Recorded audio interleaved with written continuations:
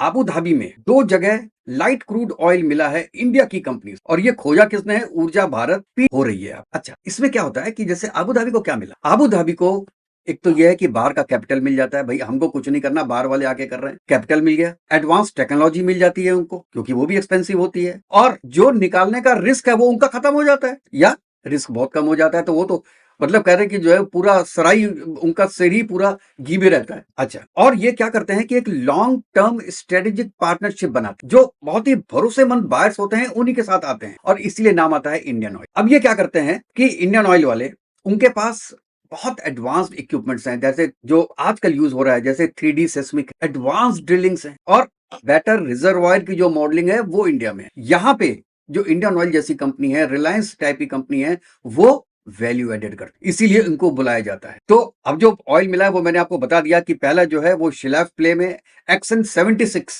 Basin में है, और दूसरा हेप्शान रिजर्वायर में, इसको कहते हैं XN79 O2S। यहां इंपॉर्टेंट ये है कि ये बहुत लाइट क्रूड और प्रीमियम क्वालिटी का होता है ये ऑयल जो मिला है। इससे क्या होगा? इससे क्या होगा कि इसको रिफाइन करना बहुत आसान हो जाता है, और जब रिफाइन करना आसान है तो वो सस्ते में हो जाता है, तो उसकी वैल्यू ज्यादा होती है, प्रोसेसिंग कॉस्ट कम हो जाती है। क्यों?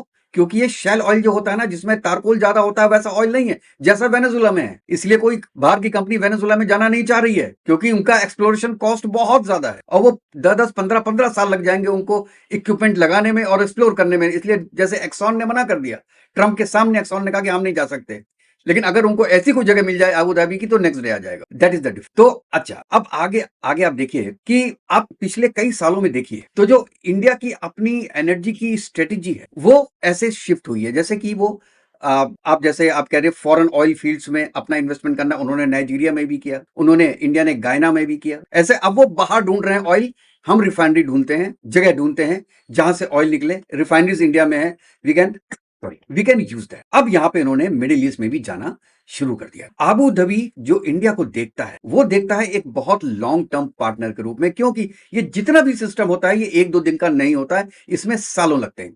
तो एक ऐसा पार्टनर चाहिए होता है कि जो कि जिसमें बिजनेस के एथिक्स भी हो, और उसकी आइडियोलॉजी भी सेम हो, और साथ में उस कंट्री के साथ अलाइनमेंट भी अच्छा हो, और ऐसा अलाइनमेंट जो अगले 50 साल चलने वाला है। जैसे आपका पड़ोसी पाकिस्तान के साथ कोई अलाइन करना नहीं चाहता, क्योंकि लोगों को पता नहीं कि अगले 5 साल में वहां पे होने क्या वाला है, पाकिस्तान रहने वाला है कि नहीं रहने वाला है। इसलिए कोई ऑयल कंपनी वहां पे जाने को अभी तक तैयार नहीं है। जो ट्रंप साहब ने खड़े होकर बोला था कि वो इंडिया को एक्सपोर्ट करेगा ऑयल, कौन सी कंपनी आई अब तक? एक्सप्लोरेशन भी शुरू नहीं हुआ है। एक्सप्लोरेशन आज शुरू होगा तो 20 साल लगने हैं वहां पे।